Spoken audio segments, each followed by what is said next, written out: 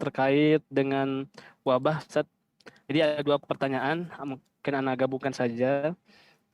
Bagaimana cara menata hati ketika dia harus bekerja, dia sebagai orang BUMN yang harus kerja, tetapi selalu ada terdengar bunyi sirine yang mungkin membuat rasa tidak tenang.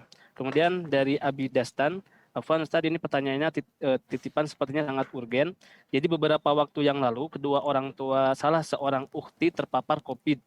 Nah, ukhti ini tidak mendapat izin dari suaminya untuk merawat kedua orang tuanya tersebut. Ketika isoman, ibu dari ukhti ini meninggal dan ayahnya agak kritis, tapi tetap isoman di rumah. Apakah yang harus dilakukan ukhti ini? Apakah tetap nurut perintah suami atau boleh merawat ayahnya? Jazakumullah khair. Barakallahu fiik. Barakallahu fiik. Nah, ahibati fillah. Ada 2 pertanyaan tadi. Yang pertama, suara sirene yang kadang-kala membuat imun langsung turun. Orang jadi khawatir ya, panik ya. Kita tahu bahwasanya semuanya itu sudah ditetapkan sama Allah.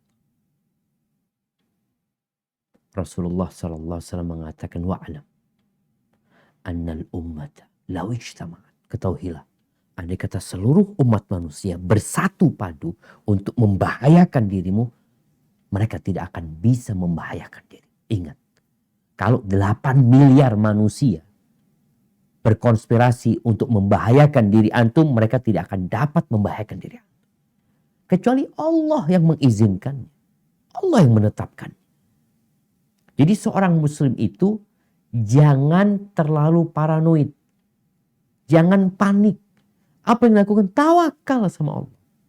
Jadi bicara tawakal ini mudah. Tapi buktinya engkau tawakal itu ketika engkau tidak panik. Ingat Rasulullah SAW. Ketika beliau istirahat di bawah pohon. Tahu-tahu ada orang Badui ambil pedangnya Nabi SAW. Dia mengatakan, man yamna'uka minni ya Muhammad. Siapa yang dapat menyelamatkan kau dari aku? Dengan pedang terhunus kepada Nabi SAW. Kata Nabi SAW, Allah. Langsung orang ini gemetar lepas.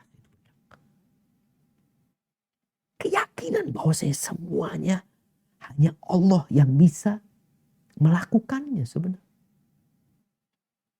Nabi Musa alaihissalam. Lihat ya, kalau bicara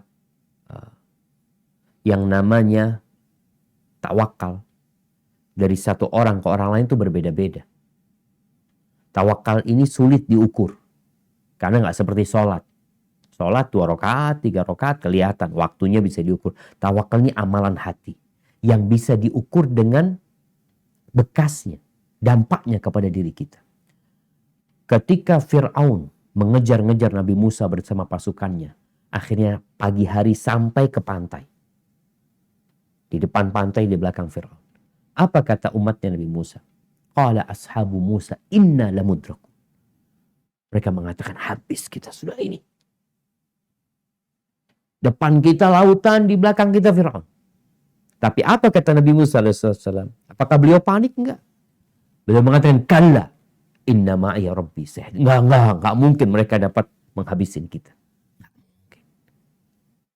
Sesungguhnya bersamaku ada Robku yang akan memberikan petunjuk kepada kita. Maka ingat, orang yang bertawakal kepada Allah, Allah akan mencukupi dia. Emangnya kita di rumah sendiri gak bakal terpapar? Kalau Allah mau kirim tuh penyakit, gak tahu dari mana.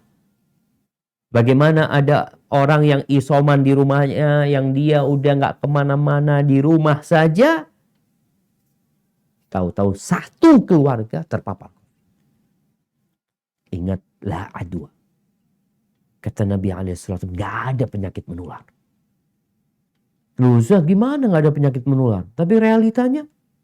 Dan Nabi SAW juga menyebutkan kita disuruh menghindari orang yang punya penyakit menular. Seperti kita lari dari singa. Iya betul. Tapi Nabi mengatakan, la adwa. Gak ada penyakit yang menular dengan sendirinya. Ketika para sahabat mengatakan, ya Rasulullah itu kalau ada onta yang sakit, dikumpulin semua unta yang sehat, Yang sehat ini jadi sakit juga. Apa kata Nabi SAW mengajak sahabat ini untuk berfikir, untuk menumbuhkan keimanan kepada Allah Azza wa Jalla. Nabi mengatakan, siapa yang membuat sakit yang pertama? Siapa? Allah. Maka kita harus mengatakan hasbunallah wa ni'mal wakil. Wa man yatawakkal 'ala Allah fahuwa hasbuh. Barang siapa yang menyerahkan kepada Allah, yakin sama Allah, Allah akan cukupi dia. Selesai urusan.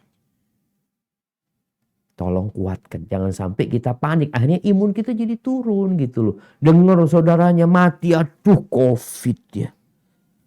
Dia langsung lemes. Serahkan semua. Katakan hasbunallah wa ni'mal wakil. Qul. Nih, Allah memerintahkan kepada Nabi. Qul, katakan. La yusibana illa ma kataballahu lana. Tidak akan menimpa kita, tidak akan menimpa kita. Illa ma kataballahu lana. Kecuali yang Allah sudah tetapkan untuk kita. Ada hikmahnya di sana. Wa 'alallahi falyatawakkalul mu'minun.